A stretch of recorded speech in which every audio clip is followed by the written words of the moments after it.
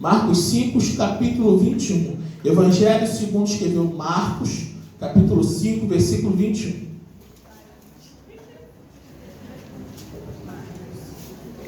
Glória a Deus. A epígrafe é: a filha de Jairo e a mulher que tinha um fluxo de sangue. Essa passagem também se encontra em Mateus 9,18 e em Lucas 8. São os evangelhos sinóticos, onde fala da mesma passagem com um prisma diferente. Mas Deus me levou o meu coração para ministrar aqui nesse tema. Para a gente ganhar tempo, vamos ler a palavra do Senhor. Passando Jesus outra vez num barco para outro lado, ajuntou-se ele uma grande multidão, e ele estava junto do mar. E eis que chegou um dos principais da sinagoga, por nome Jairo, vendo-o, prostrou-se aos seus pés. Rogava-lhe muito, dizendo: minha filha está moribunda, rogo que venha e lhe imponha as mãos para que sare e viva. E foi com ele, e seguia uma grande multidão que o apertava. E a certa mulher que já havia 12 anos, que tinha fluxo de sangue, e que havia padecido muito com muitos médicos, despedindo tudo quanto tinha e nada lhe aproveitando, isso antes indo a pior, ouvindo falar de Jesus, veio por detrás dentre a multidão, tocou nas suas vestimentas, ou orla, porque dizia: tão somente eu tocar nas suas vestes, sararei. E logo se secou a fonte do seu sangue, e sentiu no seu corpo que estava curada daquele mal. E logo Jesus, conhecendo que virtude de si mesmo saíra, voltou para a multidão e disse: quem tocou nas minhas vestes? E disseram aos seus discípulos: vês que a multidão te aperta e diz: quem me tocou? E ele olhava em redor para ver que isso fizera. E então a mulher, que sabia que lhe tinha acontecido, temendo e tremendo, aproximou-se e prostrou-se diante dele e disse toda a verdade. E ele disse: filha, a tua fé te salvou, vá em paz e ser curada deste mal. Amém, meus irmãos? Podem se assentar. O Evangelho segundo escreveu Marcos, ele escreve para os romanos da Itália. Ele escreve para Roma, porque cada um, Deus deu uma inspiração. E Deus chamou João Marcos para escrever o Evangelho para os crentes de Roma. Marcos, ele vem apresentando Jesus como servo. A Bíblia diz que ele, sendo em forma de Deus, não teve por usurpação ser igual a Deus, antes se esvaziou a si mesmo e se humilhou até a morte de cruz, a qual Deus o exaltou soberanamente e deu um nome que é sobre todo nome. Jesus abriu mão da sua glória para nos servir, fez servo de todos os irmãos. Então, a primeira aplicação pessoal que eu aprendo aqui é que aqueles que aprenderam a servir estão capacitados para exercer a autoridade. E só há uma maneira de se servir a Deus. Não é louvando, não é pregando, isso é um serviço para Deus, mas a melhor maneira de se servir a Deus é quando você serve os seus irmãos. Quando você pode ajudar alguém, quando você pode orar por alguém, quando você pode fazer o bem. Tiago diz na sua epístola que aquele que sabe fazer o bem não faz cometer o pecado. Então Jesus, ele é apresentado como um servo, mas um servo cheio de autoridade. No capítulo 1, Jesus tem autoridade sobre os demônios. Jesus, ele entra numa sinagoga em Cafarnaum, um espírito maligno se manifesta e Jesus ali liberta aquele homem. Eu quero te dizer nessa noite, não é jargão de pregador, aleluia. É a palavra de Deus que não volta vazia. Jesus tem autoridade sobre Satanás e seus demônios. Lucas capítulo 10, versículo 19. Ele vos deu poder e autoridade para pisar na cabeça de serpente e escorpião. Toda a ferramenta preparada contra a sua vida, contra a minha vida, no mundo espiritual, está sendo desfeita no nome glorioso de Jesus, porque ele esmagou a cabeça da serpente. Ele tem autoridade, ele era um servo, mas ele era um servo cheio de autoridade. No capítulo 2, Jesus tem autoridade sobre o pecado. A Bíblia vai dizer que ele está em Cafarnaum, na casa de Pedro, e agora ali uns amigos levam um paralítico, e quando vê que não tem como entrar, eles abrem um buraco no telhado. Jesus, vendo a fé deles, interessante, Jesus olhou para a fé dos amigos, e ali Jesus operou um milagre. Ei, porque você veio com um coração cheio de fé, Deus está trabalhando pela sua casa. Deus está trabalhando pela sua família. Ei, a sua fé, ela não é em vão. A sua fé hoje pode ser pequena, mas ela é suficiente para Jesus dar ordem no mundo espiritual em seu favor. Para Jesus trazer libertação para a sua casa. Para Jesus perdoar os pecados daqueles que estão perdidos. Aleluia, e você tem intercedido nessa mesa de oração. Jesus perdoa os pecados e eles ficam razoando: quem é este que perdoa pecado? Aí Jesus fala assim: olha, para que vocês saibam que o Filho do Homem tem poder para perdoar pecado. Qual é mais fácil dizer? Perdoados são os seus pecados, ou levanta, aleluia, e anda. Para que saiba que o Filho de Deus tem poder, ele deu ordem, aquele homem foi curado, mandou ele se levantar. Deus não pode, varão, falar com alguém caído espiritualmente. Deus precisa que você esteja erguido no mundo espiritual. Deus quer você de pé na presença dele. No capítulo 3, Jesus tem autoridade sobre o sábado. A doutrina de Cristo, ela é superior à doutrina humana. Nenhum costume humano vai subjugar a palavra de Deus. Nenhum costume humano, ainda que seja um bom costume, vai suplantar a palavra de Deus. A palavra de Deus sempre vai estar certa, eu e você sempre estaremos errados. A Bíblia vai dizer aqui no capítulo 3, diz assim: e outra vez entrou na sinagoga, estava ali um homem que tinha uma mão mirrada, estava observando se curaria no sábado, para o acusarem. E disse ao homem que tinha a mão mirrada: levanta-te e vem para o meio. E perguntou-lhes: é lícito no sábado fazer o bem ou fazer o mal? Salvar vida ou matar? E eles calaram-se, e olhando para eles em redor, indignação, condoendo da sua dureza do coração, disse o homem: estende a mão. E ele estendeu, e foi restituída a mão, e ficou sã como a outra. E tendo saído, os fariseus tomaram conselho com os herodianos contra ele, procurava ver para matar. Aleluia. Jesus entra numa sinagoga, mas ali tinha pessoas religiosas, porque eles colocaram agora um costume que no sábado não podia curar, mas a lei não dizia nada disso. Era eles que estavam falando: não pode curar no sábado, vem no domingo, vem na segunda. Mas Jesus, aleluia, ele é Senhor do sábado. Jesus, ele dá uma ordem para o homem: levanta-te. Aleluia. A ordem foi: levanta-te. A ordem nessa noite é: levanta-te, põe de pé, porque de pé eu falarei contigo. Jesus um dia agora derruba Paulo do cavalo, porque Paulo era religioso.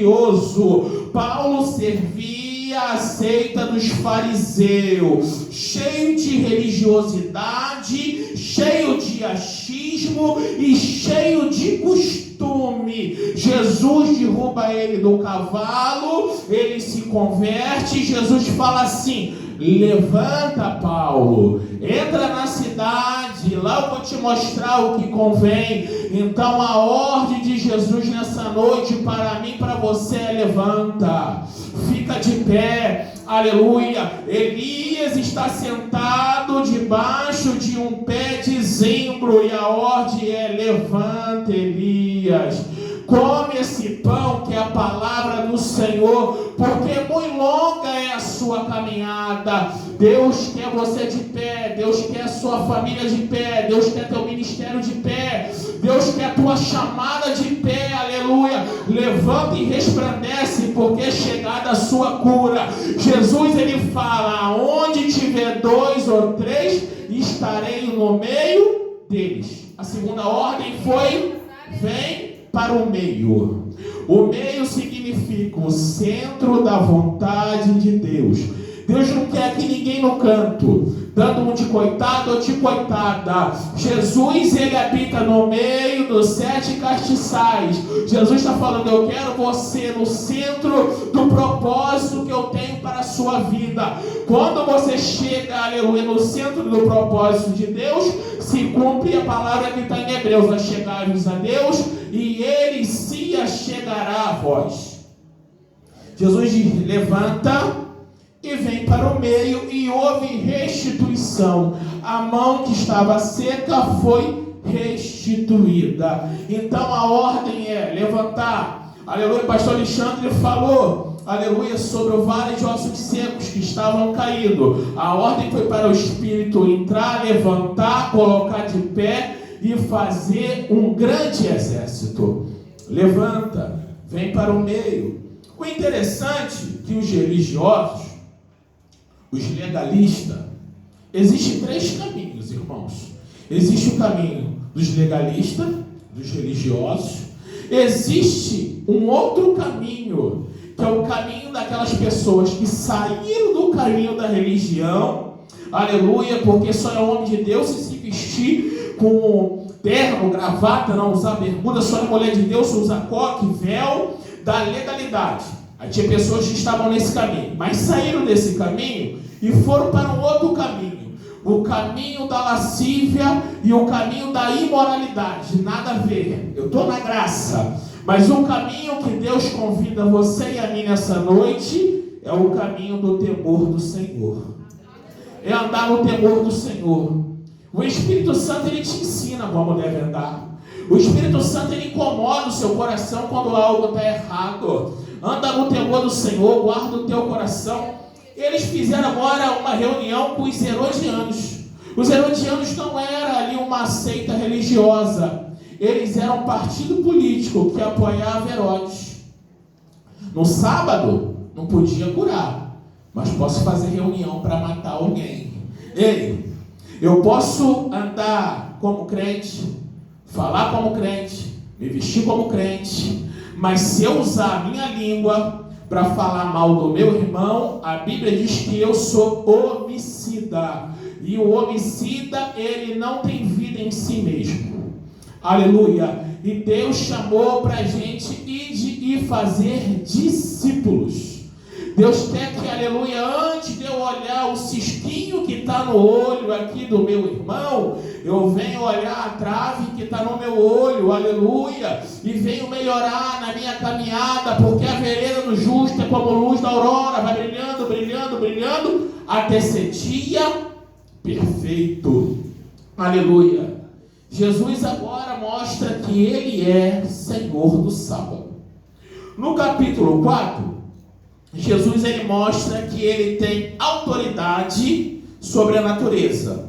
Diz assim no versículo 35, 4:35 de Marcos: e naquele dia, sendo já tarde, disse: passemos a outra margem. E eles, deixando a multidão, levaram consigo como estava no barco, e havia também com ele outros barquinhos. E levantou-se um grande temporal de vento, e subiam ondas por cima do barco, de maneira que já se enchia de água. E ele estava na polpa, dormindo sobre uma almofada. E despertaram, dizendo: mestre, não te importa que perecemos? E ele, despertando, repreendeu o vento e disse ao mar: cala-te e aquieta-te. E o vento se aquietou, e houve grande bonança. E disse: por que sois tão tímidos? Ainda não tendes fé? E sentiram um grande temor, e diziam uns para com os outros: quem é este? Até que o vento e o mar lhe obedecem. Jesus, ele tem poder sobre a natureza. Jesus tem poder, aleluia, sobre o mundo e tudo aquilo que nele há. A Bíblia vai dizer que ele deu uma ordem, passamos a outra margem. Ele te deu uma ordem, aleluia, levanta, porque não é aqui o lugar do vosso descanso, aleluia, você vai chegar, aleluia, você vai combater o bom combate, você vai acabar a carreira e vai guardar a sua fé, porque a ordem foi, passamos a outra margem, e você não está sozinho. Jesus estava na polpa do barco. Pastor Alexandre pregou um dia aqui que a polpa do barco era a cabine de controle. Se você entregou a sua vida ao Jeová Sabaote, o Senhor dos Exércitos, e Ele controla ela, fica tranquilo. O vento pode estar contrário, o mar pode estar bravio, mas o seu barco não vai afundar. Deus é contigo. No capítulo 5, Jesus demonstra que Ele tem a tríplice autoridade. Ele tem autoridade sobre os demônios do gadareno, Ele tem autoridade sobre a enfermidade da mulher do fluxo de sangue, e Ele tem autoridade sobre a morte da filha de Jairo. Ei, aquele que venceu a morte está aqui. Lá em Coríntios, Paulo vai dizer: onde está, ó morte, a tua vitória? Onde está, inferno, o teu agrilhão? O agrilhão da morte é o pecado, a força do pecado é a lei. Mas graças a Deus que em Cristo Jesus Ele venceu a morte. Ele ressuscitou, aleluia. E Ele também voltará com voz de arcanjo e alarido de Deus para buscar a sua igreja, aleluia, e ressuscitará os mortos, aleluia, e nós que ficarmos encontraremos com o Senhor nos ares. Essa é a nossa esperança. Jesus, ele entra na cidade de Gadara, que é a atual Cisjordânia, e ali havia demônios mandando ali na cidade, não tinha culto, porque ali havia agora uma legião de demônios ali na região de Decápolis, que são 10 cidades, que eles que estavam operando, eram eles que mandavam, as igrejas estavam fechadas, não tinha vigília nos montes, porque ele também ia para os montes, estava acontecendo uma arruaça, mas Jesus é descendente de Davi. Davi nunca perdeu uma batalha. Ei, Jesus também, ele é o leão da tribo de Judá, de Gênesis, Apocalipse, ele nunca perdeu. Aleluia, Jesus falou: eu vou lá libertar aquela cidade, eu vou lá, aleluia, levantar um missionário. Jesus parte para lá, e quando ele chega, o demônio vem adorar Jesus. Jesus não aceita a adoração de demônios. Jesus repreende o demônio e ele pede para entrar nos porcos. Porcos para o judeu é algo imundo. Jesus permite aquilo acontecer porque existe, irmãos, hoje a gente tem que entender que existe a justificação dos nossos pecados em Cristo Jesus, lá no Calvário, mas existe o processo também da santificação. Deus tirou o povo do Egito e agora se santifique para tirar o Egito de vocês. Eu preciso me santificar, porque o apóstolo Paulo vai dizer na carta dos Hebreus, diz: sem santificação ninguém verá o Senhor. Eu preciso tirar o Egito de mim, aleluia. Você precisa tirar o Egito de você. Jesus liberta o homem. Agora chegam os principais daquela cidade, e quando eles descobrem o prejuízo financeiro que foi, eles pedem, eles expulsam Jesus, falam: não queremos você aqui, porque eles estavam pensando no financeiro, mas para Jesus uma alma vale mais do que o mundo inteiro. Mas o que me chama a atenção, pastor Alexandre, que Gadara expulsou Jesus, mas existia uma Cafarnaum esperando. Ei, se Gadara não te quer, existe uma Cafarnaum te aguardando para um obreiro fiel, para uma mulher de Deus de oração. Não importa, existe um lugar específico na obra de Deus para você. O endemoniado de Gadara pede para ir com Jesus. Jesus falou: não, você vai ficar aqui, você vai pregar a palavra, você vai contar para os seus que grandes coisas Deus fez na sua vida. Jesus lança o primeiro missionário, porque sabia que depois a igreja de Cristo seria estabelecida naquelas regiões. Agora Jesus está cansado.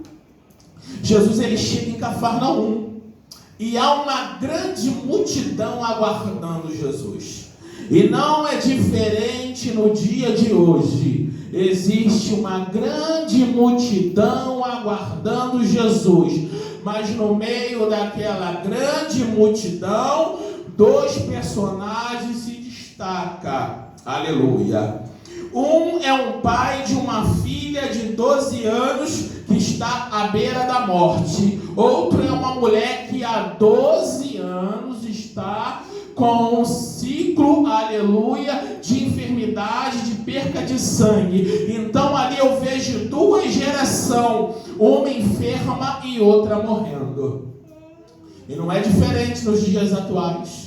A geração, aleluia, que plantou essas igrejas, essa igreja aqui é da geração do pastor Valdir, aleluia. Há muitos anos atrás vieram por Gardênia, terreiros de Umbanda, de Quimbanda, de Candomblé foram fechados. O império das trevas teve que bater em retirada e a obra de Deus foi estabelecida, mas Deus está recolhendo essa geração. E a geração mais nova que está vindo é uma geração que está morrendo espiritualmente, porque já não tem mais comunhão com o Espírito Santo.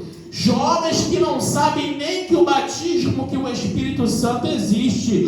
Jovens que nem sabem mais, aleluia, quanto tempo não falam em línguas. Estão morrendo espiritualmente. Mas Deus não é Deus de retrocesso, porque quando Deus levou Elias, Deus colocou ali Eliseu, aleluia, com porção dobrada. Ei, jovens, Deus está contando com vocês. Lá na escola, lá na faculdade, para vocês falar: eu sou crente. Quando o professor fala assim, porque existe muito professor de esquerda, Jesus não existe, a teoria da evolução, do Big Bang. Ei, o meu Deus, ele vive, ele reina, aleluia, ele está sentado no globo da terra, não diz que os chãos são as poeiras dos seus pés. Isaías diz que ele pega os oceanos em balança, pendurado na ponta do seu dedo. Em Jó diz que ele chama as estrelas pelo nome e ela se apresenta. É nesse Deus que eu creio, que ainda faz milagre e que ainda batiza com o Espírito Santo, liberta da cocaína, liberta do cigarro, da maconha, da cachaça, aleluia. Pega o mais vil pecador, onde a sociedade excluiu, e traz para o altar para ser um pregador do Evangelho. Aleluia. Havia duas gerações. Jairo agora, alguns acreditam que Jairo é aquele a qual Jesus pegou o pergaminho de Isaías 61 e leu: o Espírito do Senhor Jeová está sobre mim, para pregar as boas novas aos quebrantados de coração. Jesus foi lendo e falou: hoje se cumpriu aos vossos olhos essa profecia. Mas dizem que Jesus foi expulso da sinagoga. Alguns acreditam que essa sinagoga Jairo era pastor de lá. Jairo era um cara que tinha uma congregação. Jairo fazia parte de um concílio. Jairo fazia parte de uma convenção. Jairo ele tinha uma carteirinha de pastor. Jairo era um cara. Mas agora a morte estava batendo lá na casa de Jairo. Jairo era um homem religioso. E a sua religião não podia salvar a sua herança, porque filhos são herança do Senhor. Para o judeu, a prole é aquilo que ele tem, o bem mais precioso abaixo de Deus. Alguns estudiosos acreditam, alguns teólogos, que talvez ela seja fruto de um milagre. Ele não poderia ter filho, ou ele era estéril, a esposa, e dali veio aquela menina. Então o milagre dele, a herança dele estava indo embora. E aquela religião não podia agora ajudar. E havia uma ordem dos fariseus: se alguém confessasse que Jesus fez um milagre, seria expulso do templo, das sinagogas, se confessasse que Jesus fez um milagre. Por isso que o pai do cego falou: olha, ele já tem idade, pergunta para ele. Não quis responder quando Jesus curou o cego. Então Jairo agora estava preso à religião. Mas a religião não pôde ajudar. Em um culto de doutrina, o pastor Alexandre falou que jargões não funcionam no mundo espiritual. Sou mulher de Deus, ele falou que não funciona. Sou homem de Deus, não funciona. Sou presbítero, não funciona. Sou pastor, não funciona. Sou diaconisa, não funciona. Faço parte da mesa, não funciona. Só funciona no mundo espiritual um homem, uma mulher cheia do Espírito Santo de Deus. Porque quando chega um homem cheio do Espírito Santo de Deus, o gigante Golias caiu para a terra. Ali tinha homens que tinham patente, tinha espada, sabia entrar e sair. Mas quando chegou um menino cheio do Espírito Santo, cheio da glória, aleluia, o céu agarrado na costa de Davi, Golias caiu por terra. Porque a batalha, ela não é física, ela é espiritual. Antes de acontecer no mundo físico, acontece no mundo espiritual. É Deus vivo, glória a Deus. Então, agora ele tem que tomar uma decisão. Você é um cara religioso?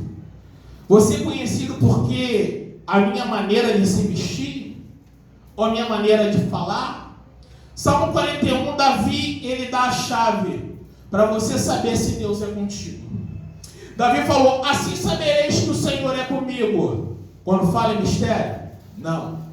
Quando entrego profecia? Não. Quando eu sapateio na igreja? Não. Davi, e como é que eu vou saber, Davi, que o Senhor é comigo? Quando eu sou reconhecido porque eu passo na rua e falo: paz do Senhor, terra, fala vaso, fala varoa, pela minha linguagem? Não. Davi, ele diz lá no Salmo 41, salvo engano, versículo 6 ou 7: assim sabereis que o Senhor é comigo. Quando ele me faz triunfar sobre os meus adversários. Ei, existe luta, existe guerras, os inimigos estão vindo, mas estão tropeçando e caindo, porque o Senhor está me fazendo triunfar. Eu estou agradando meu Deus. Então Jairo agora se desprende da religião. Jairo agora chega, a multidão abre, Jairo agora se ajoelha aos pés de Jesus. Diante da honra vai a humildade. É um princípio da teologia da graça. Jesus é obrigado a atender Jairo. Ele chega, adora e fala: Senhor, a minha filha, diz assim, e chegou um dos principais da sinagoga por nome Jairo, vendo, prostrou seus pés, rogava-lhe muito, dizendo: minha filha está moribunda, rogo que venha e imponha as mãos para que viva. Um queria que Jesus fosse em casa para tocar na sua filha. A outra se levantou e foi ao encontro de Jesus para tocar em Jesus. Jesus agora está indo para a casa de Jairo, mas no meio do caminho Jesus realiza um milagre. Ei, Jesus já proveu na sua vida, na vinda para o culto. Jesus conhece a luta que você está passando. Jesus conhece as suas adversidades. Jesus sabe, aleluia, que o inimigo está te pressionando, que o inimigo está colocando os trincheiras, e ele já deu ordem na sua vida para essa casa de oração. A Bíblia diz que alguém foi pregar lá no Arraial dos Impuros. Alguém falou do grandão da Galileia. Alguém falou: olha, de quem escreveu Moisés, de quem profetizou os profetas, ele está no nosso meio. Aquela palavra veio como uma flecha irmancida na mão do valente, e entrou no coração daquela mulher, e ela se levantou e falou: vou ter com Jesus. Ele pode mudar a minha história. Ele pode mudar a minha vida, porque eu já gastei tudo com os médicos. Os médicos diziam: olha, para você não tem solução, para você não tem mais jeito, você já usou todos os seus recursos, você já foi em todos os especialistas, mas eles esqueceram que existia uma porta que aquela mulher não tinha batido. A porta se chama, Renato, os pés de Jesus.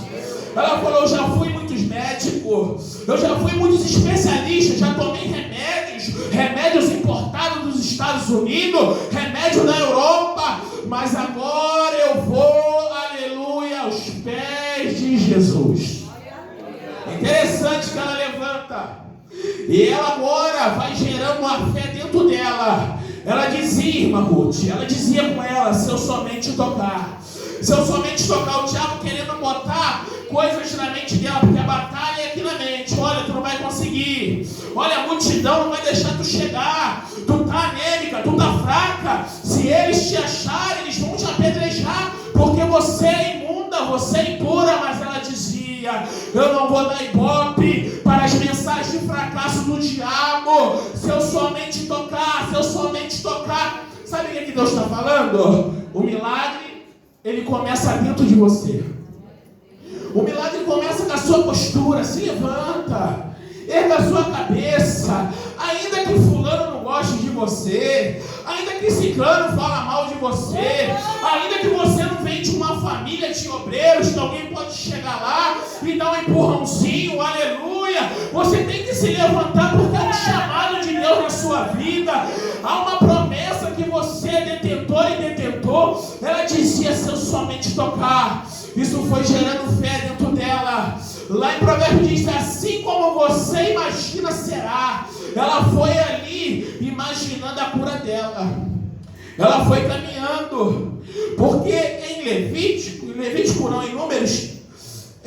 Números 15, versículo 38 diz que era uma ordenança de Deus, que nos vestidos dos judeus tinha que ter franjas azuis, conforme o número da sua geração. Ela entendeu que ela era da geração, sabe de quem? Ela era filha de Abraão. Ela também era herdeira da fé. Ela era detentora de uma promessa. Deus falou: olha, meu servo Abraão, meu amigo Abraão, todas as famílias, a sua família, a minha família, a família, aleluia, daqueles que ainda não vieram hoje, mas vão vir daqueles que estão no mundo, todas as famílias serão abençoadas no crente Abraão. Ela falou: essa promessa é minha também, eu também tenho direito. E ali ela foi vencendo, rompendo as multidão, e ela chega e ela toca ali nas orlas dos vestidos de Jesus. Aí Jesus agora ele para e ele faz uma exclamação: alguém me tocou, porque bem conheci que de mim saiu virtude, de mim saiu poder. Aí os discípulos, talvez Pedro, toma a dianteira e fala assim: mestre, a multidão, ela te aperta. Ele fala assim: Pedro, eu estou conjecturando, Pedro, quem me aperta, eu não posso fazer um milagre. Quem quer me colocar contra a parede, eu não posso fazer um milagre. Porque tem pessoas que querem apertar Deus, porque quer da sua maneira, aleluia, não aceita, aleluia, os caminhos do Senhor para a sua vida. Ou Deus faz, ou Deus não faz, ou Ele é, ou Ele não é. Quem me aperta, Pedro, eu não posso atender, essa multidão está me apertando. Mas alguém me tocou, Pedro. Alguém arrancou um milagre, Pedro. Eu quero conhecer essa pessoa. Por quê? Porque ela estava doente fisicamente, no corpo. Ela estava doente na alma. E ela estava doente no espírito, Vânia. Porque não foi 12 dias. Não foi 12 semanas, 12 meses. Foi 12 anos de isolamento social. Na pandemia, 15 dias pessoas ficaram com depressão. 15 dias isolada, crise de ansiedade, transtorno bipolar.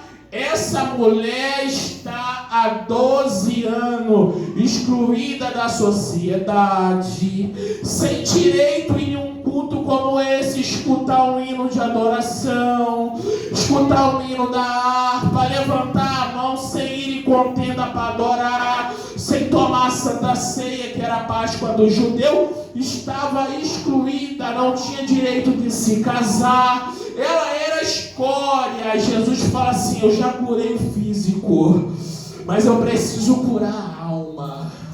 Eu preciso curar a alma dela, eu preciso curar o espírito dela. E mais, irmão Marcos, eu preciso restituir ela à sociedade. Deus estava dizendo: ela vai voltar a gerar, ela vai ter família, ela vai se casar, ela vai entrar no templo, aleluia, para me adorar na beleza da minha santidade. Jesus precisa que ela fala. Aí, o interessante, que ela chegou aos pés de Jesus, aonde Jairo, irmã Ruth, também chegou. E agora eu quero conjecturar. Jairo chegou, varão, e ele deu uma carteirada. Chegou lá, aqui ó, principal da sinagoga, sou pastor. A multidão abriu, ó, o cara chegou, ele é famoso. Ele é pastor, ele tem conhecimento, ele conhece pessoas importantes. A multidão abriu e Jairo chegou. Talvez aquela mulher pergunta para Jairo assim: Jairo, como foi que você chegou aqui? Ah, fácil.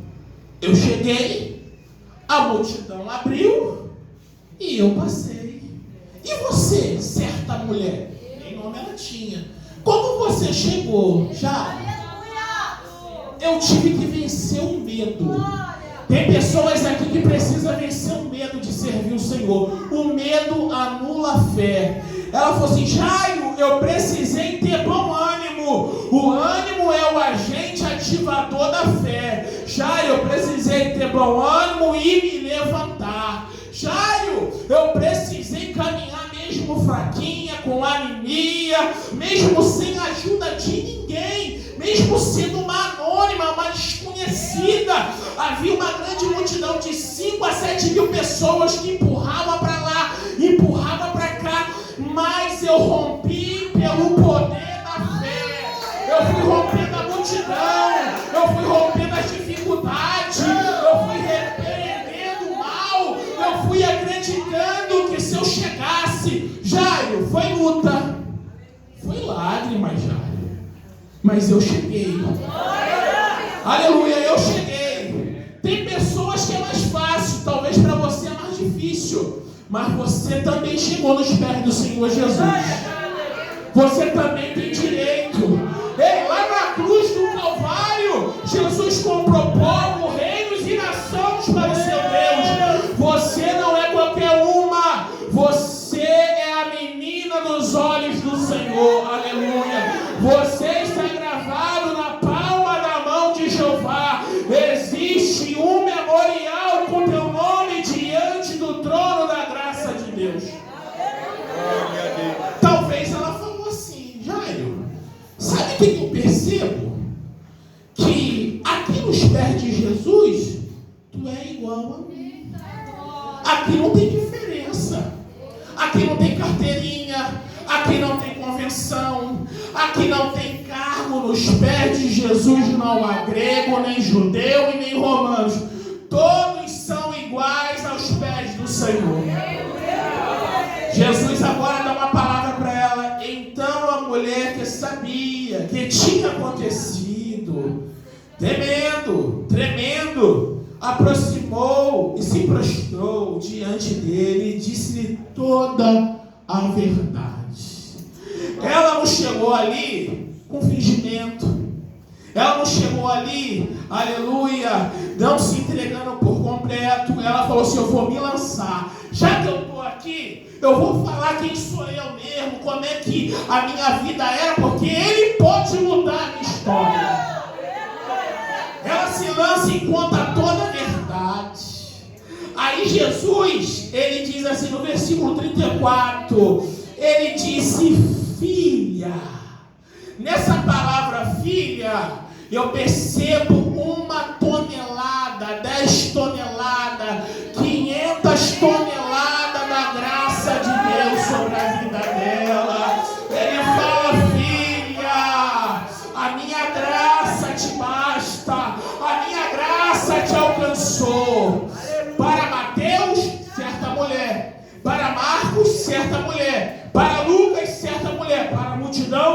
certa mulher. Para Jairo, certa mulher. Para o mestre, filha. Filha, tu também tem direito a sentar na mesa com Abraão, Isaac e Jacó. Ei, existe um banquete preparado. Ei, existe uma promessa esperando, filha. A tua fé te salvou. Seja curada. Vai em paz. Aleluia. Foi curada no corpo, foi curada na alma, foi curada no espírito. Recebeu a paz que excede todo entendimento. Espírito de depressão, em nome de Jesus, sai. Em nome de Jesus, sai. Espírito que atormenta de noite essa pessoa, em nome de Jesus, sai. Espírito que travou a mente, virou a mente dessa pessoa, em nome de Jesus, sai, porque é o príncipe da paz se faz presente.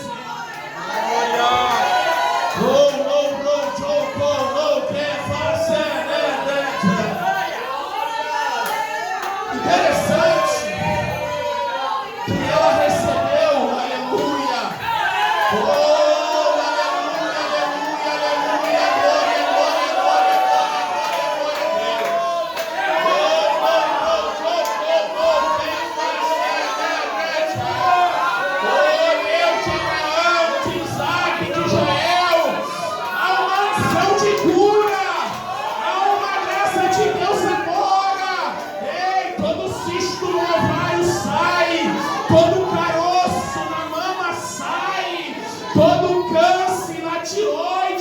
Seja o que for que esteja atormentando, em nome de Jesus, espírito maligno de enfermidade, sai, porque na cruz do Calvário, pelas suas pisaduras, a igreja de Cristo Jesus foi curada, lavada, remida.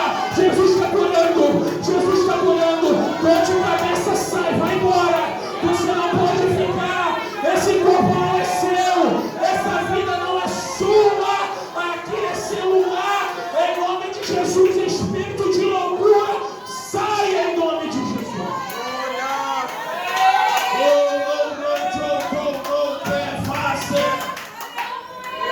Há uma unção de cura nessa noite. Há uma unção de cura nessa noite. Interessante, irmãos, que 10 leprosos foram curados, mas só um voltou. Só um voltou. Eu não vou entrar em Jairo, eu sou um pedacinho de Jairo, porque a hora não espera. 10 leprosos foram curados, pastor Alexandre, meu professor, meu discipulador, Espírito Santo, pastor Alexandre. Aleluia, glorifico a Deus. 10 leprosos foram curados, um volta. Aí Jesus fala assim: não foram 10 que eu curei? Só um voltou. Aí aquele leproso fala assim: só eu voltei. Aí ele falou assim: eles vão ficar com a cura, mas eu tenho algo novo para você. Aí o leproso fala assim: o quê? Porque eu já estou satisfeito, eu estou curado. Aí ele vira para o leproso e fala: a tua fé te salvou. 9 ficaram curados, mas um foi salvo. Todo salvo é curado. Todo salvo tem direito na cura. Todo salvo tem direito de participar da mesa do pão e do sangue. Todo salvo tem direito. Se tu é salvo, tu tem direito à cura. Tu tem direito à graça, à virtude de